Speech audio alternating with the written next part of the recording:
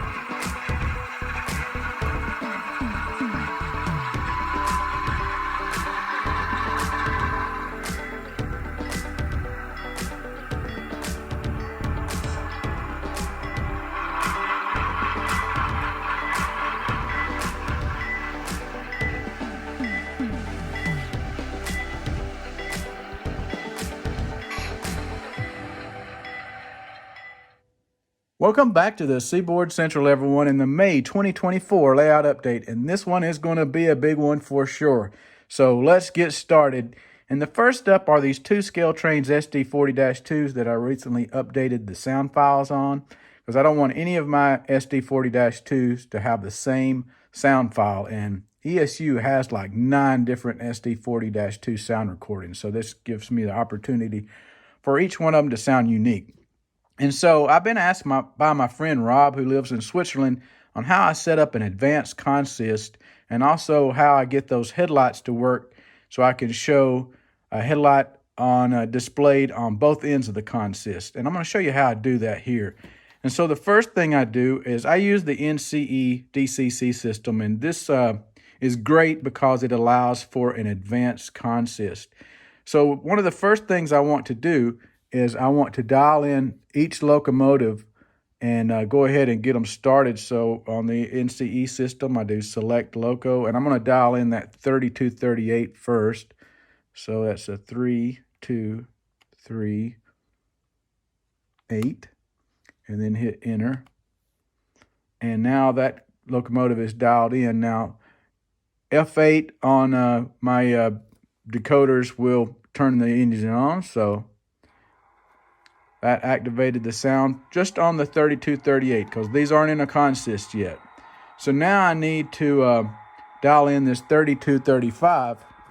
So I do the same thing for it. Select loco, 3, 2, 3, 5, enter, and F8. Now this one has a different sound file, so you'll hear it. It's more. It's recorded actually from an SD40-3.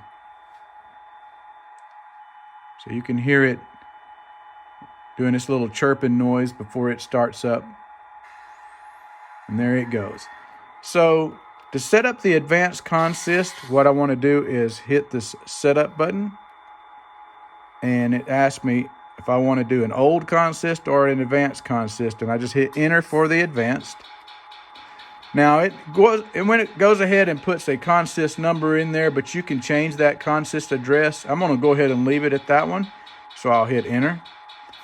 Now asking me for the lead locomotive. So I want the lead to be the 3235, 3235.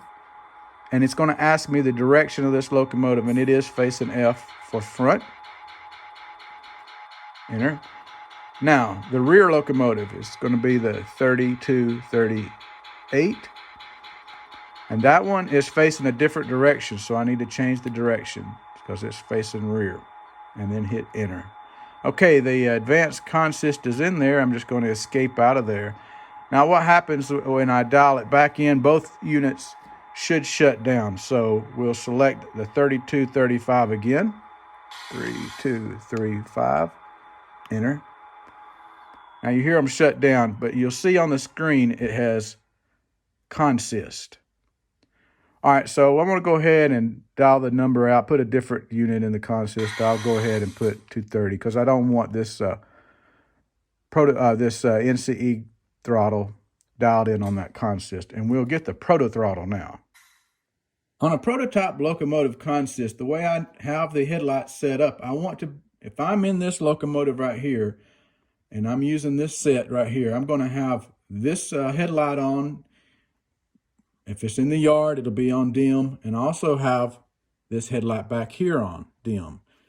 You won't see either one of these lights on here on the long hood end. And I see a lot of model railroaders. I watch a lot of model railroad videos, and you can always tell that that's how they have their decoder set up. They got it set up by direction. So if it's going this direction, the headlight's on this way. If it changes, the headlight comes on this. And that's not the way the prototype is set up. It is, and the great thing about LokSound decoders is that you can ignore the direction. So you can be moving in either direction, and I can have the headlight on this end and this end at the same time. And let me show you how I do that with the ProtoThrottle. So first, let's wake the ProtoThrottle up. I just hit that button to turn it on. And now what I want to do is I want to scroll through this menu until I get to set loco. And I want to dial in that rear loco number. So it's a 3238. And I want to save it. Okay, now I can go ahead, and since this whole set is in a consist, I can turn both units on. You'll hear them fire up. Now if you'll look real close, I'm going to go ahead and turn the headlight on dim on that 3238. And I'm going to zoom in for you so you can see it.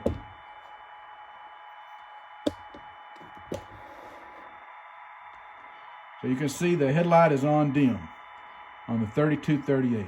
All right, but the headlight is still off on the 3235. So what I want to do is I want to dial in the 3235 now. So I'll go to set loco, and I want to go over and change the number to 3235 and save it.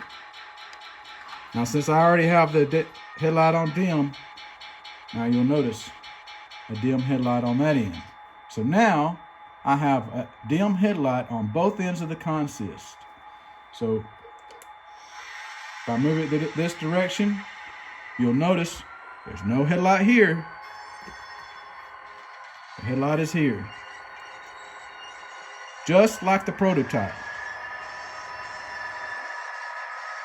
And I pull this set bias, and you can see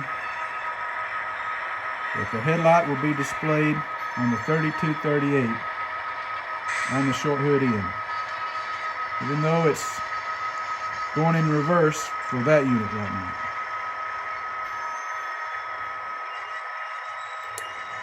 See there? That's pretty cool, ain't it? So while we're running these units, let's go ahead and make the NS interchange on the new trackage that I've got installed here.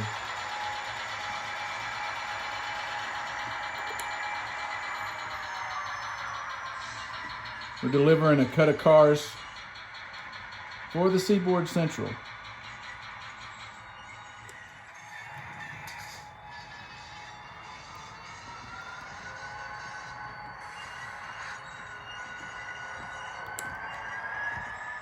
I like how they get a realistic flow to the track right here.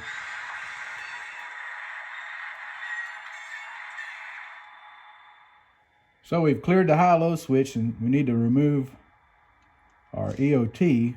We're just going to set it down here beside the switch and reuse it when we come out with the other cut of cars. And Yardmaster wants us to shove this stuff off in track 10.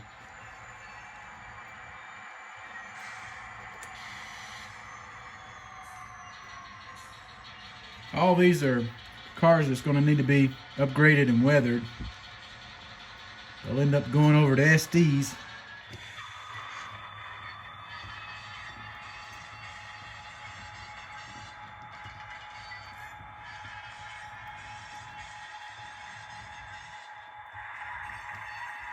These engines run great together. They're programmed perfectly. All right, now we'll run over to track 5 and pull the cars.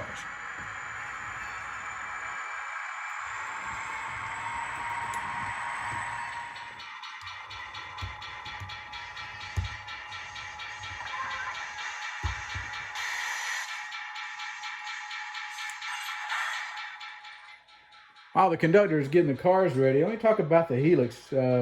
This is a Helix kit that came from tracksideScenery.com. That's where you can find it. It's pretty simple to build. It helps if you have one of these that has a leveling tool, so you can put the level on there to find out what your grade is. This Helix is one of the larger double track Helix, and it mainly has a 1.8% incline to reach to that third level. And the only thing you need to install it is some super glue and also a razor knife. Now what you will need to do is add some risers because it just comes with these 3 risers that keep the levels, each level the same distance apart. But to level the Helix up, you will need to add some separate, and I just cut those from more gator board to the risers all around. I probably could have done a little better job, but it's fine. It's working fine. Everything looks good, and it's going to do the purpose. And it's a heck of a lot easier than building a Helix out of wood. That's for sure.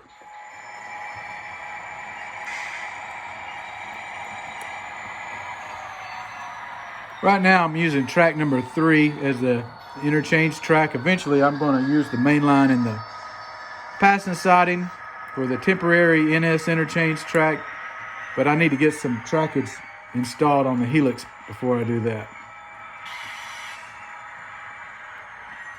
So what we're doing now is we're just pulling the cars by. We're going to rehang that EOT on the rear of the cut of cars and shove back out of the way.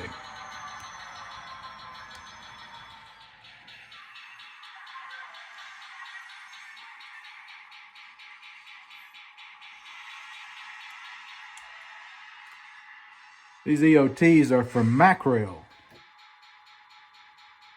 done by my friend Greg McComas, who is also a prototype railroader. Now with our light on back there and we're lined back towards track 4, we'll shove back out of the way and in the clear. Something else I did this past month was upgrade and weather a Walther's PS3 covered hopper you see over there in track 6. If you recall from the last video, it was an L&N car that we spotted up over at SD's.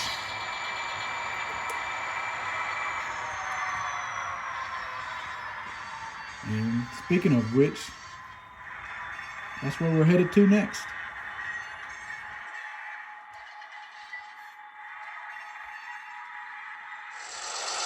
So we'll take our yard set, we'll go over there and pull the cars from SD's.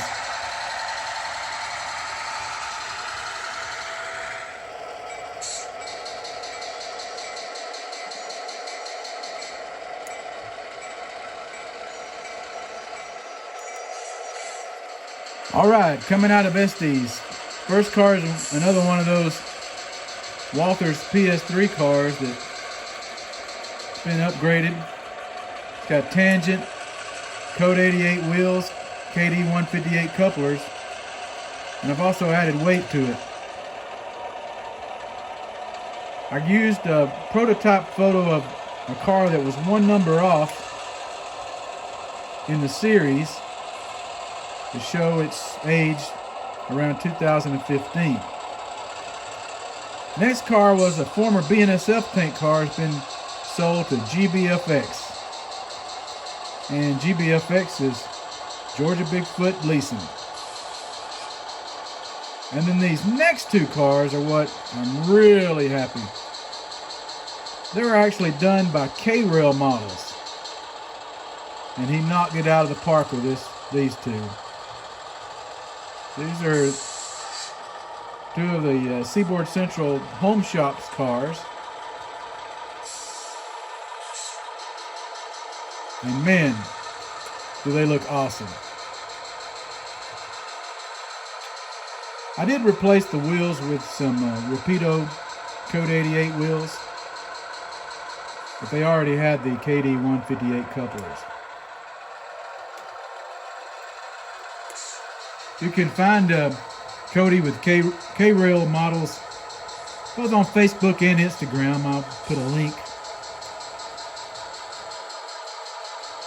If you have these two particular car numbers and you want him to do the same thing, he said he could, or at least try to get them to look, since these are the official Seaboard Central cars.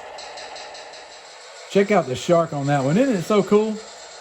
There's no way I could do graffiti like that. I enjoy weathering myself, but I am no good at graffiti.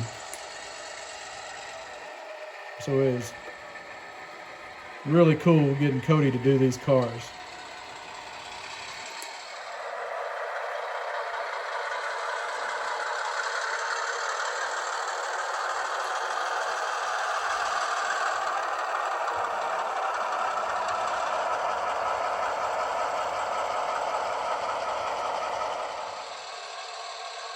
Shot from a different angle. Boy, you want to talk about realism.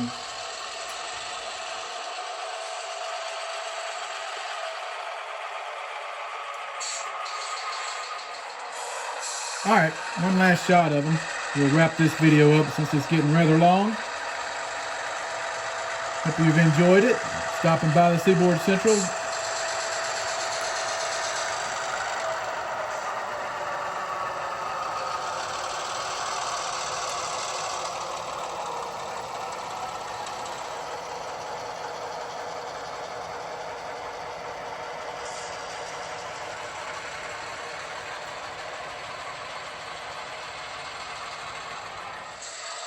So all during the month of May, I'm going to be doing simple operating sessions.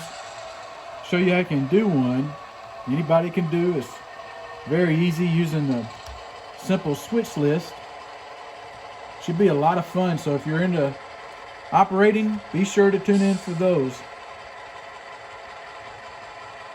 So until next time, I want to thank everybody for stopping by and watching the Seaboard Central. If you enjoyed the video, be sure to leave a like and comment. And until next time, I'm Tim Garland. Thanks for watching the Seaboard Central.